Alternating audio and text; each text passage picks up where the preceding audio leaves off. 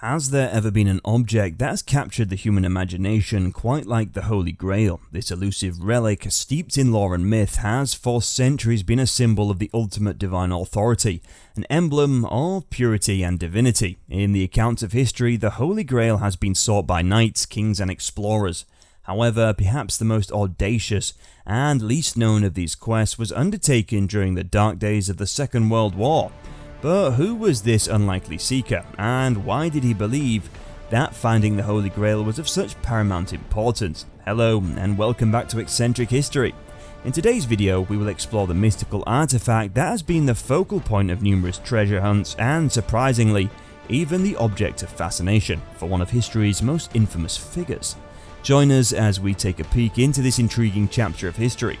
But before we do so, hit that like button and subscribe to our channel for more amazing content. The mythical allure of the Holy Grail. In our investigation of the Nazi quest for the elusive artifact, the idea that the Holy Grail has its roots in myth and religion plays a significant role.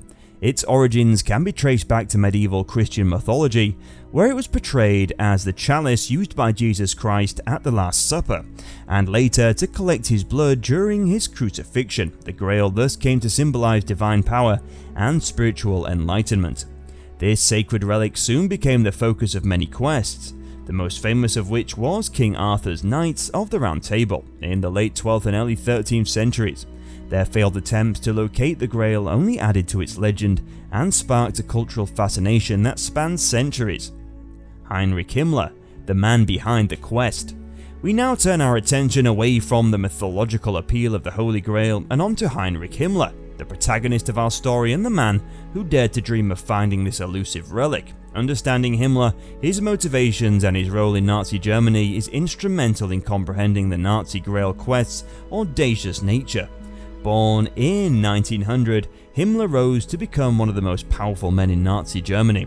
As Reichsführer SS, head of the SS Schutzstaffel from 1929 to 1945, he was directly responsible for implementing some of the Holocaust's most horrific aspects. Yet Himmler was more than just a ruthless bureaucrat. He was a man deeply fascinated by the arcane and the ancient, believing that the key to future Aryan supremacy lay in Germany's ancestral past. He believed in a form of pseudo-history that glorified the Aryan race as descendants of a mythical, superior ancient civilization. To Himmler, the Holy Grail was not just a Christian relic. He considered it an ancient Aryan artifact, a powerful symbol that could validate his warped ideology. He saw the Grail as the embodiment of this imagined past, a talisman that could invigorate the Nazi vision of racial purity and dominance. In this context, Himmler's obsession with locating the Grail can be seen as an attempt to legitimize the Nazis' racial ideology. His belief that the Grail was a symbol of Aryan supremacy led him to launch one of the most audacious and least known quests in history, deeply intertwining his personal beliefs with the terrifying machinery of the Nazi state. The Aryan Holy Grail, symbol of racial purity. Within the Nazi ideology, the Holy Grail took on a new and twisted significance, that of the Aryan Holy Grail. This concept held deep meaning for Heinrich Himmler and the Nazi leadership, becoming a symbolic embodiment of their vision of racial purity and supremacy. The quest for this Aryan Holy Grail sheds light on the racial theories and beliefs that underpin the Nazi hunt for the Holy Grail. The Aryan Holy Grail was not just a religious artifact. In Himmler's eyes, it was a tangible representation of an imagined ancient Aryan civilization.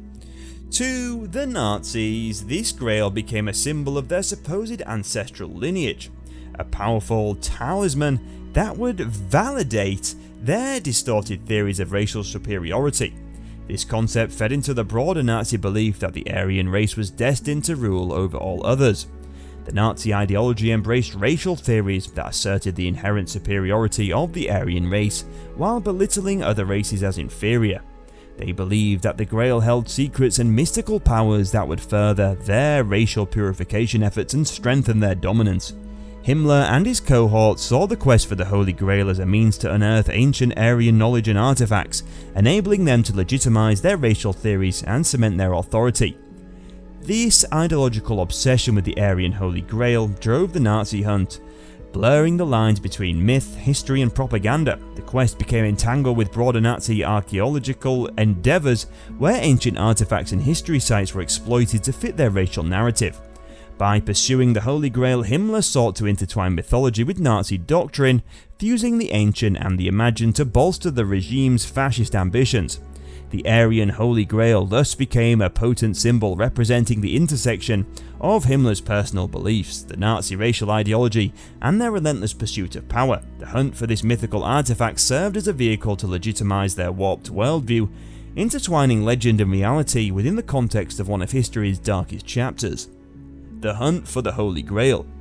Amidst the Nazi regime's sinister agenda, Himmler launched a secretive operation and expeditions in search of the Holy Grail, driven by his unwavering belief in its significance.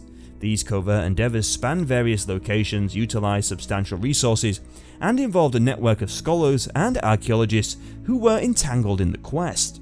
Himmler's pursuit of the Holy Grail took him to remote corners of Europe, where he believed the relic might be hidden. From ancient castles in Germany to monasteries in Spain and even the Pyrenees Mountains, expeditions were organised under the guise of archaeological research. These locations held historical and mythical ties to the Grail, attracting Himmler's attention. The Nazi hunt for the Holy Grail required significant resources. Himmler allocated personnel from the SS, his elite parliamentary organisation, to spearhead these operations. They were supported by expeditions funded by the Anerb, a research institute established by Himmler to study Aryan ancestry and ancient artifacts. This institute recruited scholars, archaeologists and historians who were coerced or willingly participated in the quest. Notable figures like Otto Rahn, a young German medievalist, were roped into the search. Rahn, captivated by the lengths of the Grail, embarked on expeditions to places like Montségur in France and the Kafar region, believing these locations held the secrets related to the Holy Grail. Himmler's obsession with ancient history found fertile ground in individuals like Rahn, whose expertise he exploited. The Nazi hunt for the Holy Grail merged the realms of mythology, historical research and pseudoscience. While their expeditions were ultimately fruitless, the impact of these operations on archaeological sites, cultural heritage, and the lives of those involved cannot be understated.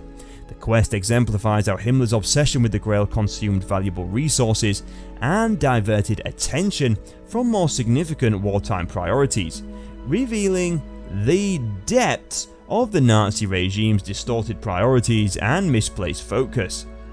The outcome and impact of the quest. The outcome of Heinrich Himmler's relentless quest for the Holy Grail was one of bitter disappointment and historical insignificance.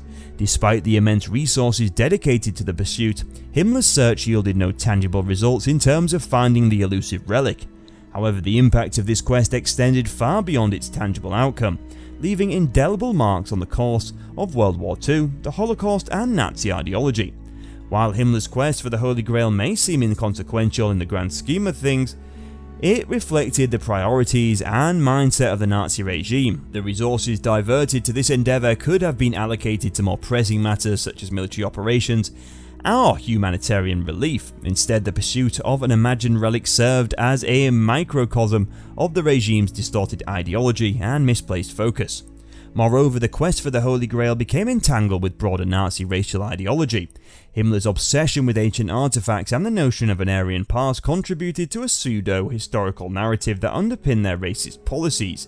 The search for the Grail symbolized the Nazi desire to legitimize their vision of racial purity and superiority, intertwining mythology, archaeology and pseudoscience in a dangerous concoction. The impact of this quest extended to the Holocaust as well. Himmler's focus on the Grail diverted attention and resources from the systematic persecution and extermination of millions. It represented a moral and ethical failure, highlighting the warped priorities of the Nazi leadership. Ultimately, the quest for the Holy Grail serves as a cautionary tale, illustrating the dangers of ideologies built on myths, legends, and distorted historical narratives. It reveals the lengths to which individuals and regimes may go in pursuit of their delusions and the expense of human lives and more meaningful endeavors. The Holy Grail, fact or fiction?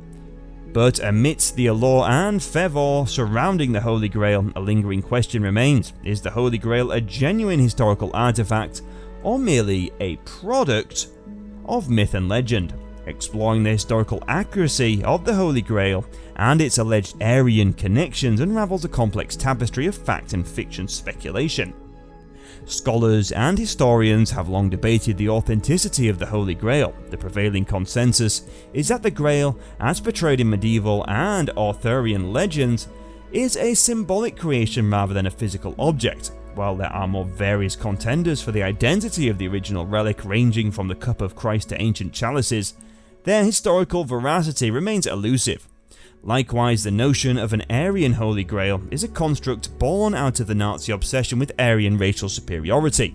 The concept was a distortion of ancient legends and myths, intertwining them with Nazi racial ideology. Historically, there's no evidence to support the claim of an Aryan connection to the Grail, or its use as a tool of racial validation. The Holy Grail's enduring appeal lies in its mystique, inspiring countless legends, tales, and literary works. Its symbolic significance transcends historical accuracy, capturing the imagination and fascination of generations. The very ambiguity surrounding the Grail's existence fuels its enduring allure, allowing it to persist as an enigma shrouded in the midst of time. In the end, whether the Holy Grail is a factual relic or an elaborate fabrication is a question that may never be definitively answered, yet its significance in shaping cultural and historical narratives cannot of course be denied. And that's all we have for you today at Eccentric History. Don't forget to leave your thoughts in the comments. We'll see you again soon. Until next time, bye for now.